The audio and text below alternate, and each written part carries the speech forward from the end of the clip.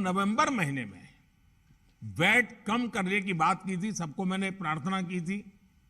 लेकिन कई राज्य, मैं यहां किसी की आलोचना नहीं कर रहा हूं, मैं सिर्फ आपसे प्रार्थना कर रहा हूं, आपके राज्य के नागरिकों की भलाई के लिए प्रार्थना कर रहा हूं। अब जैसे उस समय 6 महीने पहले कुछ राज्यों ने बात को माना, कुछ राज्यों ने नहीं माना। अब कई राज्य जैसे महाराष्ट्र, पश्चिम बंगाल, तेलंगाना, आंध्र प्रदेश, तमिलनाडु, केरला, झारखंड, किसी न किसी कारण से उन्होंने इस बात को नहीं माना और उनके राज्य को, नागरिकों को बोझ कंटिन्यू रहा। मैं इस बात में नहीं जाऊंगा कि इस दौरान इन राज्यों ने कितना रेवेन्यू कमाया, लेकिन अब आपसे मेरी प्रार्थना है कि देश हित में आप पिछले नवंबर में जो करना था, 6 महीने डिले हो चुका है, अब भी आप अपने राज्य के नागरिकों को वैट कम करके इसका बेनिफिट पहुंचाइए। आप सब जानते हैं कि भारत सरकार के पास जो रेवेन्यू आता है उसका 42% तो राज्यों के ही पास चला जाता है। मेरा सभी राज्यों से आग्रह है कि वैश्विक संकट के इस समय में कोऑपरेटिव फेडरलिज्म की भावना पर चलते हुए एक टीम के रूप में हम सब मिलकर काम करें। अब मैं कई विषय हैं, बारीकी में नहीं जा रहा हूं, जैसे फर्टिलाइजर। आज हम तो फर्टिलाइजर पर दुनिया के देशों पर डिपेंडेंट है। कितना बड़ा संकट आया है, लगातार अनेक गुना सब्सिडी बढ़ रही है। हम किसानों पर बोझ ट्रांसफर नहीं करना चाहते। अब ऐसे संकट झेलने पड़ रहे हैं, तब मैं आप सबसे आग्रह करता हूं, प्रार्थना करता हूं कि आप अपने राज्य, अपने पड़ोसी राज्य, सभी देशवासियों के हित में उसकी सर्वोच्च प्राथमिकता दे। मैं एक और उदाहरण देता हूं। अब नवंबर में जो करना था नहीं किया, इसलिए पिछले 6 महीने में क्या हुआ है, आज चेन्नई में, तमिलनाडु में पेट्रोल करीब 111 रुपए के पास है। जयपुर में 118 से भी ज्यादा है। हैदराबाद में 119 से ज्यादा है। कोलकाता में 115 से ज्यादा है। मुंबई में 120 से ज्यादा है।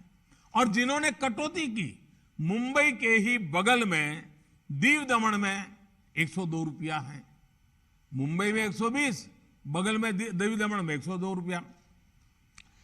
अब कोलकाता में 115, लखनऊ में 105, हैदराबाद में 120 करीब करीब, जम्मू में 106, जयपुर में 118, गुवाहाटी में 105, गुड़गांव में 105 है। देहरादून, छोटा राज्य हमारा उत्तराखंड, 103 रुपया है। मैं आपसे आग्रह करता हूं कि आप 6 महीने भले जो कुछ भी आपका रेवेन्यू बढ़ा आपके राज्य के काम आएगा, लेकिन अब पूरे देश में आप सहयोग कीजिए। ये मेरी आपको विशेष प्रार्थना है। आज साथियों, एक विषय और जिस पर भी मैं अपनी बात आज कहना चाहता हूं। देश में गर्मी तेजी से बढ़ रही है और समय से पहले बहुत गर्मी बढ़ रही है, और ऐसे समय में हम अलग अलग स्थानों पर आग की बढ़ती हुई घटनाएं भी देख रहे हैं। जंगलों में, महत्वपूर्ण इमारतों में, अस्पतालों में आग की कई घटनाएं बीते कुछ दिनों में हुई है।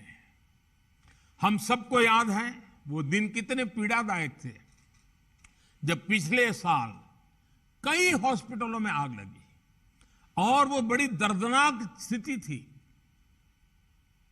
बहुत मुश्किल समय था वो। अनेक लोगों को इन हादसों में अपनी जान गंवानी पड़ी थी। इसलिए मेरे सभी राज्यों से आग्रह है कि अभी से हम विशेषकर हॉस्पिटलों का सेफ्टी ऑडिट करवाएं, सुरक्षा के इंतजाम पुख्ता करें और प्राथमिकता के आधार पर करें। ऐसी घटनाओं से हम बच सके, ऐसी घटनाएं कम से कम हो, हमारा रिस्पांस टाइम भी कम से कम हो, जान माल की हानि ना हो, इसके लिए भी मैं आपको आग्रह करूंगा कि आप अपनी टीम को विशेष रूप से इस काम पर लगाइए और बिल्कुल मॉनिटरिंग कीजिए ताकि देश में कहीं हादसा न हो, हमारे निर्दोष नागरिकों को जान न गंवानी पड़े। साथियों, आप सभी ने समय निकाला, इसके लिए मैं एक बार फिर आप सबका आभार व्यक्त करता हूं और हमेशा मैं आपके लिए उपलब्ध रहता हूं। कोई भी जरूरी सुझाव आपके होंगे तो मुझे अच्छा लगेगा। मैं फिर एक बार आप सबका बहुत बहुत धन्यवाद करता हूं।